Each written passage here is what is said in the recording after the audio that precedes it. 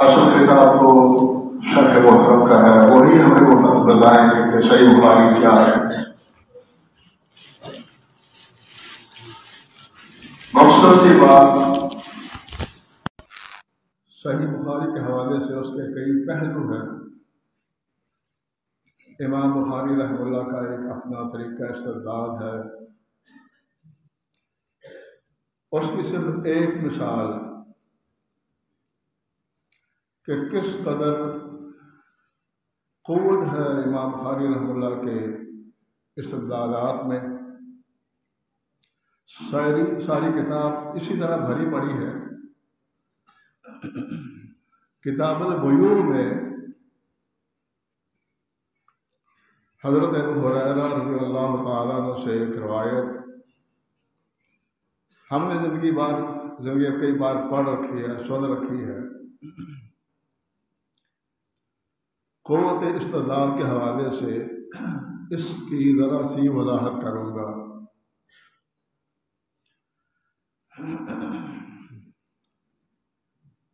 حدیث کے الفاظ یہ ہیں: لا تسر الابل والغنم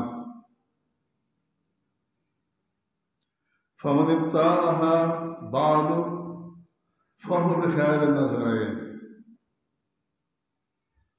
فإن شاء أمسك وإن شاء ردها۔ اور دوسری روایت میں فرمایا اسی روایت کے دوسرے حصے میں کہ فهو بالخيار ثلاثة، اور ساتھ یہ فرمایا ایک روایت میں کہ رد معها صاع من تمر او كما قال رسول اللہ صلی اللہ علیہ وسلم۔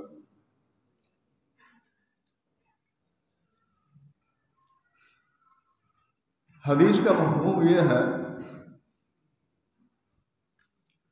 کہ اگر کسی نے کوئی جانور خریدا ہو، گائے، بھینس، بکری، اونٹنی، دودھ دینے والا جانور،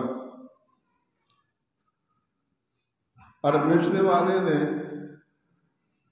2-3 ٹائم اس کا دودھ نہ دھویا ہو خریدار کو دھوکہ دینے کے لیے، تاکہ بظاہر اس کے تھن بڑے نظر آئیں، محسوس ہو کہ یہ جانور بہت زیادہ دودھ دینے والا ہے، یہ بھینس، یہ گائے، اونٹنی، بکری وغیرہ۔ آپ نے ارشاد فرمایا کہ اگر کسی سے ایسا دھوکہ ہو جائے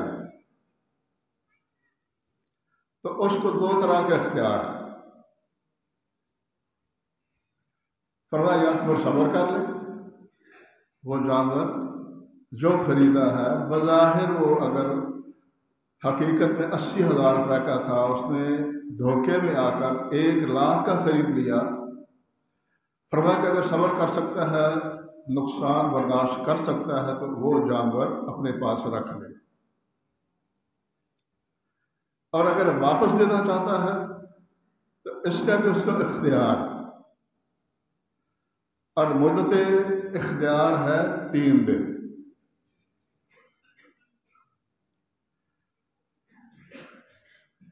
اور ساتھ اگر جانور واپس کرے گا کھجوروں کا 1 سا بھی بیچنے والے کو دے گا۔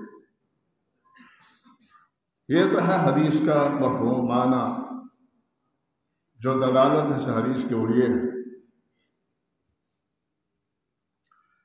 مخالفین کہتے ہیں کہ یہ حدیث عقل، رائے، قیاس کے خلاف۔ وہ کہتے ہیں قیاس کا تقاضا تو یہ ہے کہ اگر آپ جانور 1 دن کے بعد واپس کرتے ہیں تو اسی حساب سے کھجوریں دیں واپس، 2 دن کے بعد اگر کرتے ہیں تو آپ اسی حساب سے کھجوریں دیں، اور اگر تیسرے دن جانور واپس کرتے ہیں تو اسی حساب سے کھجوریں بڑھا کر دیں۔ تو قیاس کا اور عقل کا تقاضا تو یہ ہے، اور آپ کہتے ہیں کہ بھلے پہلے دن جانور واپس کر دے یا دوسرے دن کر دے یا تیسرے دن کر دے، 1 سا کھجوروں کا ساتھ دے گا بیچنے والے کو جس نے دھوکے سے ہی جانور بیچا ہے۔ اور وہ کہتے ہیں حنفیہ کہ ہمارے پاس ایک بڑا سنہری مشہور اصول ہے. وہ اصول ان کے ہاں یہ ہے کہ اگر صحابی راوی ان کی نظر میں غیر فقیہ ہو اور اس غیر فقیہ کی روایت قیاس سے ٹکراتی ہو تو کہتے ہیں ہم روایت چھوڑ دیں گے، قیاس کو لے لیں. لہذا حنفیہ کا اس کے بارے میں دو قول ہیں. ایک ہے جبر نقصان کا جو قول ہے امام ابو حنیفہ رحمہ اللہ کا. وہ کہتے ہیں کہ جتنا اس کے ساتھ دھوکہ ہوا خریدار کے ساتھ اتنے پیسے بیچنے والے سے لے کر خریدار کو دے دیے جائیں، حساب برابر ہو جائے. ان کے کچھ ائمہ کہتے ہیں کہ نہیں، جتنا فائدہ اٹھایا ہے جانور سے اسی حساب سے کھجوریں. اگر پہلے دن اس نے اگر 5 کلو دودھ استعمال کیا ہے، دوسرے دن پھر اور 5، اور تیسرے دن پھر اور 5 کلو، تو اگر تیسرے دن جانور واپس کرے گا تو 15 کلو کے حساب سے کھجوریں واپس کرے گا. کہتے ہیں کہ یا یہ حل ہے. تو ان کے ہاں جو مفتہ بھی قول وہ یہ ہے کہ جتنا فائدہ اٹھایا ہے خریدار نے، اگر جانور واپس کرنا چاہتا ہے واپس تو کر سکتا ہے، لیکن جو 7 کھجوریں دے گا وہ دودھ کی مقدار کے حساب سے. پہلی بات ہم ان سے یہ کہتے ہیں کہ مقادیر جو ہوتی ہیں وہ توقیفی ہوتی ہیں، اس میں قیاس واسط نہیں چلتا. یعنی اب نمازیں 5 ہے تو آپ کہیں کہ کیوں 5 آئیے، تو روزے 1 مہینے کے ہیں. تو جو مقادیر ہے نا، جو کفارات، قسم کا کفارہ یہ ہے، اور حج عمرے میں بہت سی چیزوں کا کفارہ ہوتا ہے، اس کی تعداد اللہ اس کے رسول نے مقرر فرما دی ہے. تو مقادیر میں قیاس نہیں چلتا، پہلی بات یہ ہے.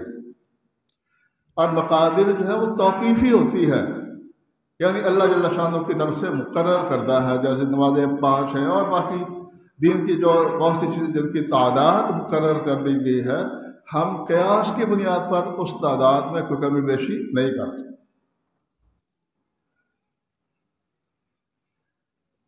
پہلی بات یہ ہے، ان کا یہ دعویٰ ہی باطل ہے کہ ابو ہریرہ غیر فقیہ ہے. نعوذ باللہ من ذالک.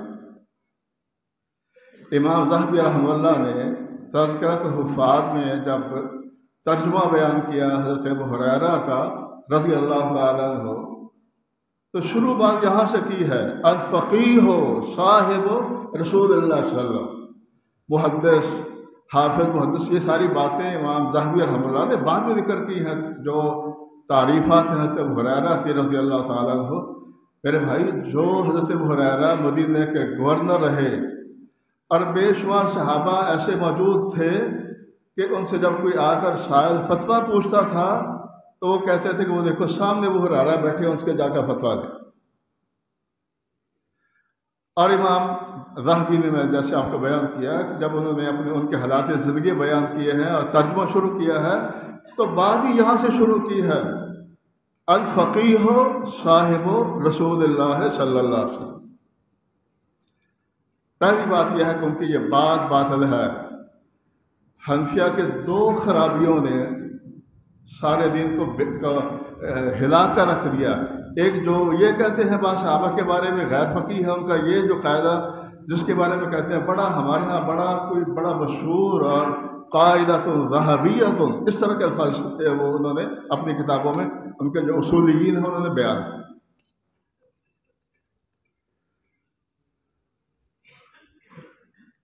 دوسری بات جو ان کی خرابی کی وجہ سے جو دین میں بگاڑ آیا، اللہ جل شانہ محدثین کرام کی محنت قبول فرمائے اور علماء اہل حدیث کی جنہوں نے دین کی اصل جو شکل صورت اس کو زندہ رکھا، یہ بخاری کے شکل میں، یہ مسلم کے شکل میں، یہ سنن کی شکل میں، یہ مسانید کی شکل میں.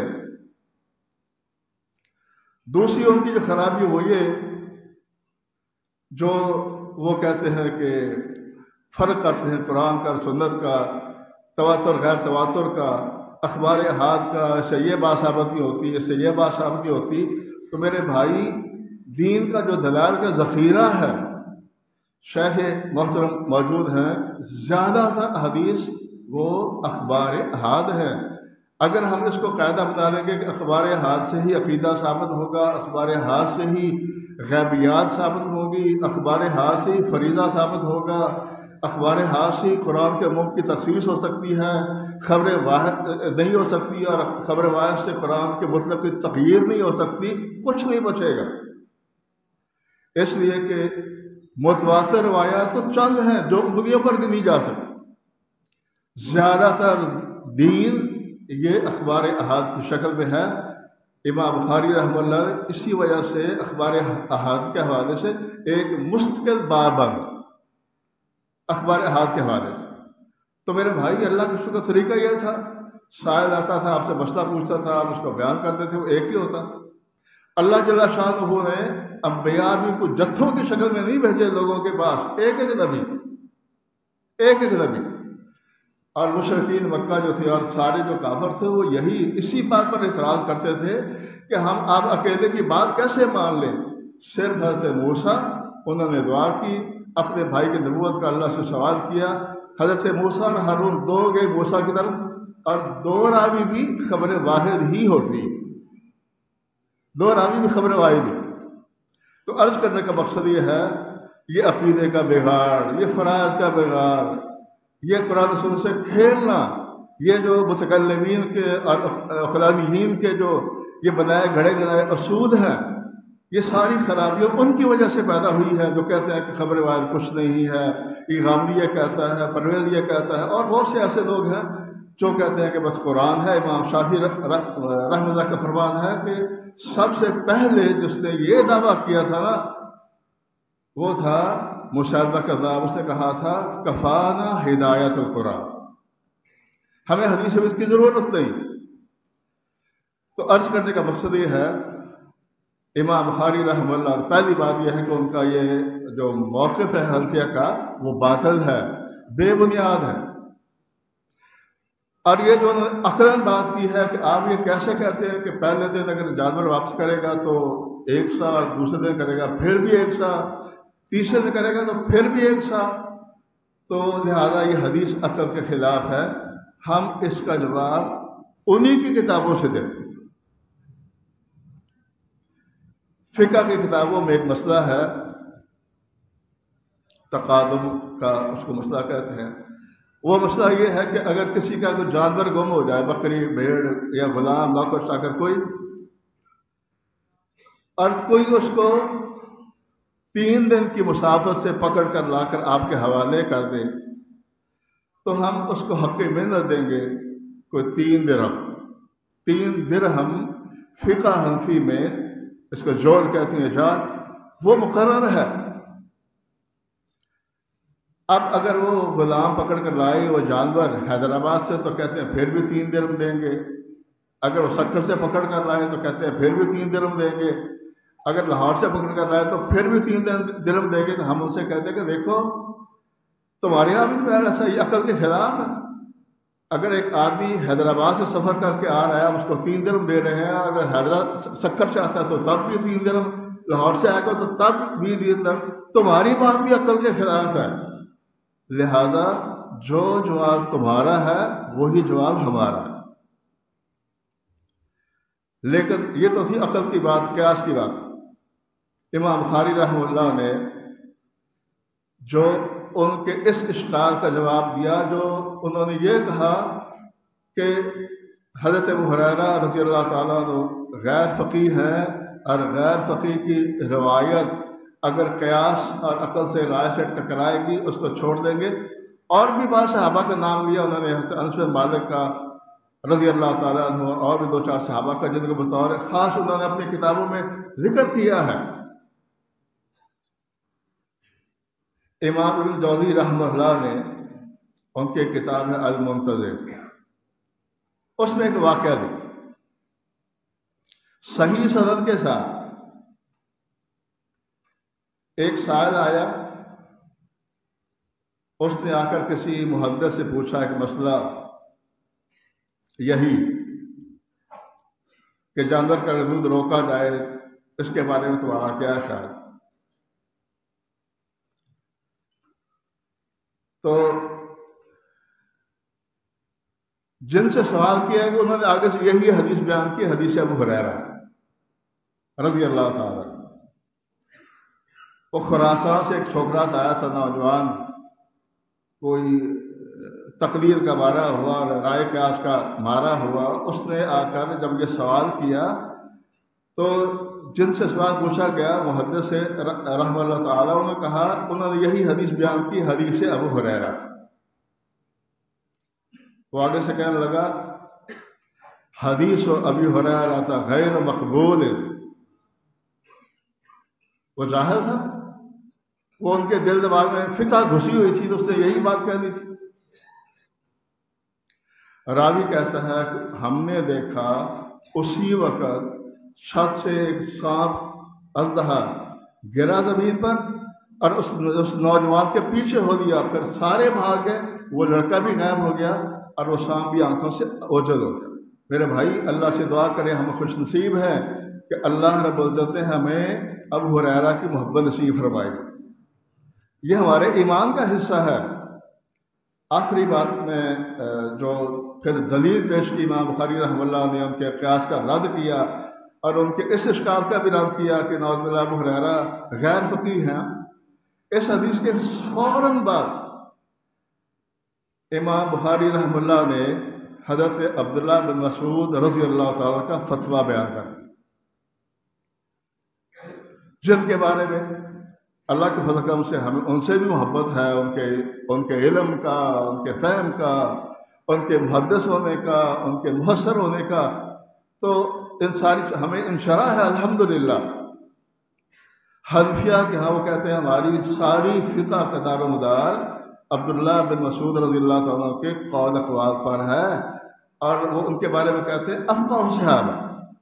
تو امام بخاری رحمہ اللہ نے کہا چلو ٹھیک ہے، اگر تم حدیث ابو ہریرہ نہیں مانتے ہو تو اب جس صحابی کو تم کہتے افقہ صحابہ اور جن کے بارے میں تمہارا دعویٰ ہے کہ ہماری ساری فقہ کی بنیاد وہ ابو ہریرہ کے فتووں، ابو عبداللہ بن مسعود رضی اللہ کے فتووں پر ہے، تو اسی وجہ سے امام بخاری رحمہ اللہ نے یہ ان کا ذاتی فتویٰ بیان کر کے اور آناف کا منہ بند کیا، اور ساتھ بیان ہی اسی مفہوم کا حضرت عبداللہ بن مسعود کا فتویٰ موجود ہے حدیث ابو ہریرہ کے بعد۔ اللہ جل شان سے دعا کر اللہ پاک جو کچھ میں نے کہا سنا عمل کرنے کی توفیق دے اور ہمارے لیے خیر و برکت دعا کرے۔ اب ہم انشاءاللہ پوری توجہ کے ساتھ شیخ محترم کا خطاب سنیں گے۔